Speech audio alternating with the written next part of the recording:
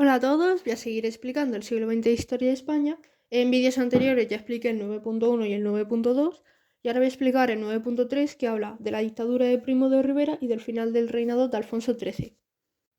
Varios hechos y factores como la corrupción política, la sucesión de muchísimos gobiernos ineficaces, de hecho hasta 11, el auge de los partidos obreros republicanos y nacionalistas, el aumento de la conflictividad social, la impopularidad de la guerra de Marruecos y muchos otros factores, aparte de que en el contexto internacional era muy favorable el establecimiento de dictaduras, ya que, como había sido por ejemplo en el caso del fascismo italiano, Mussolini había llegado al poder gracias a la marcha sobre Roma en 1922, pues todo esto llevó a que el general Primo de Rivera, capital general de Cataluña, encabezara un pronunciamiento el 13 de septiembre de 1923. En este pronunciamiento declaró el estado de guerra y exigía el poder para los militares. El rey Alfonso XIII sancionó el golpe y le encargó formar un gobierno. Así, Primo de Rivera comenzó una dictadura militar que recibirá el nombre de Directorio.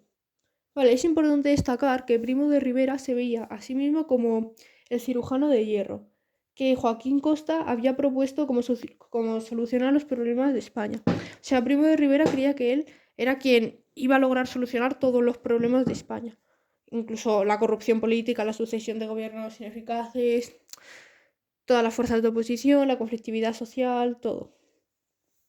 Vale, para ello, Primo de Rivera comenzó su dictadura adoptando algunas medidas como la disolución de las Cortes, el establecimiento de la censura de prensa y la supresión de las garantías constitucionales, es decir, la Constitución ya no funcionaba. La dictadura de Primo de Rivera se dividió en dos etapas, la primera el directorio militar y la segunda el directorio civil.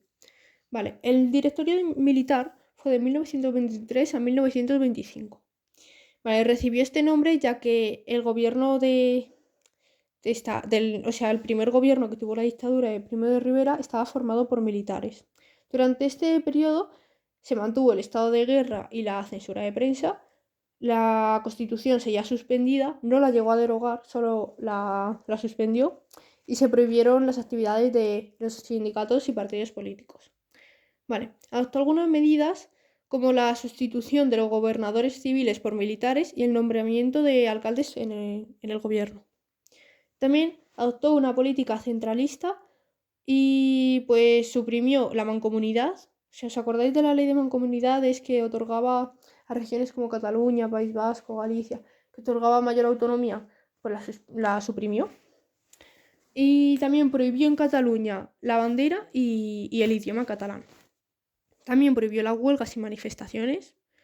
Y en 1924 creó un partido llamado la Unión Patriótica. Para este partido intentaba imitar al partido fascista italiano que había pues, durante la dictadura de Mussolini. El principal éxito que tuvo la dictadura de Primo de Rivera fue acabar con la guerra de Marruecos. Esta guerra acabó gracias al desembarco de Alhucemas, en el que España colaboró con Francia. Y finalmente en 1927 Abdelkrim, que gobernaba Marruecos, se dio por vencido y pues España al final triunfó gracias a la colaboración con Francia. Y ya hablaría de la segunda etapa, que es el directorio civil.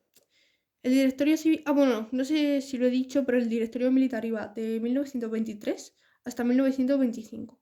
Pues el directorio civil va de 1925 a 1930. Vale.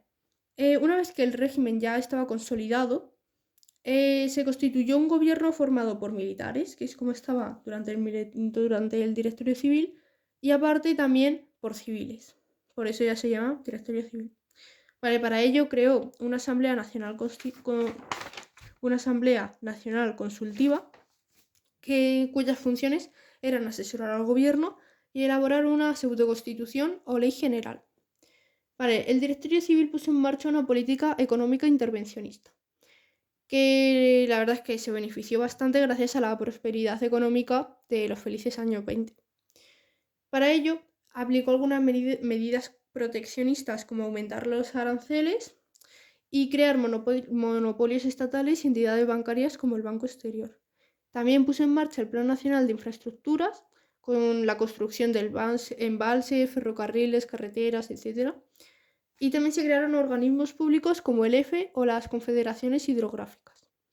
Para regular las relaciones laborales y evitar la conflictividad social, se creó una organización, la Organización Corporativa Nacional. Vale, Primo de Rivera logró la participación de la UGT, que es el sindicato socialista, y esto provocó que dentro de los socialistas se dividieran entre los partidarios de la colaboración con Primo de Rivera, como por ejemplo Largo Caballero, y los que no querían colaborar, como Intalencio Prieto. Vale, ahora voy a hablar de la oposición a la dictadura. A ver, la dictadura había sido aceptada como una solución provisional, es decir, por un tiempo.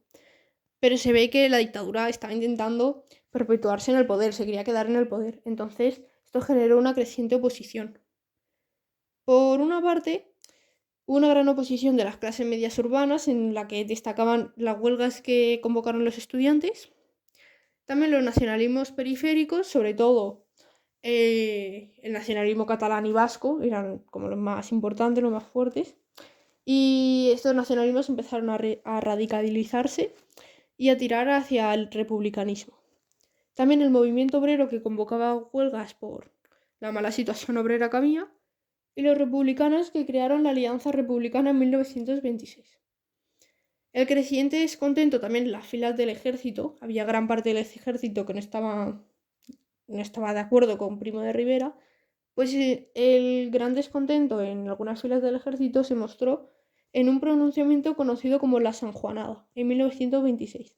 Este pronunciamiento fracasó, pero finalmente, con toda la oposición y conflictividad social y todo, finalmente, en enero de 1930, Primo de Rivera dimite y se exilia en París. Cuando Primo de Rivera dimite, comienza una nueva etapa, que es la dicta blanda. Esta etapa se considera el final de la monarquía y va de 1930 a 1931. Vale, pues tras dimitir y exiliarse en París, Primo de Rivera no vuelve al poder, entonces Alfonso XIII tiene que hacer algo y nombra como jefe de gobierno al general Berenguer.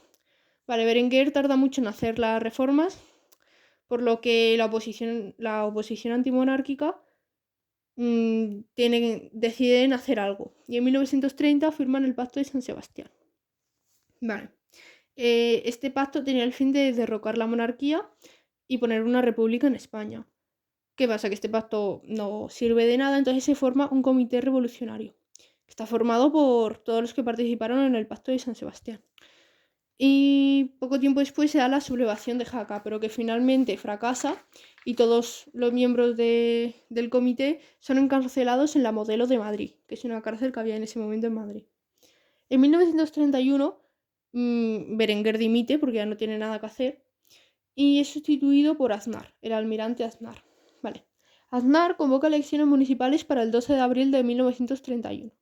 En estas elecciones hay un triunfo muy notorio de republicanos y socialistas, sobre todo en las grandes ciudades. Entonces esto precipita a que el rey tenga que abdicar, porque obviamente republicanos y socialistas querían una república, no una monarquía. Entonces finalmente el rey abdica y el 14 de abril de 1931 se proclama la Segunda República Española.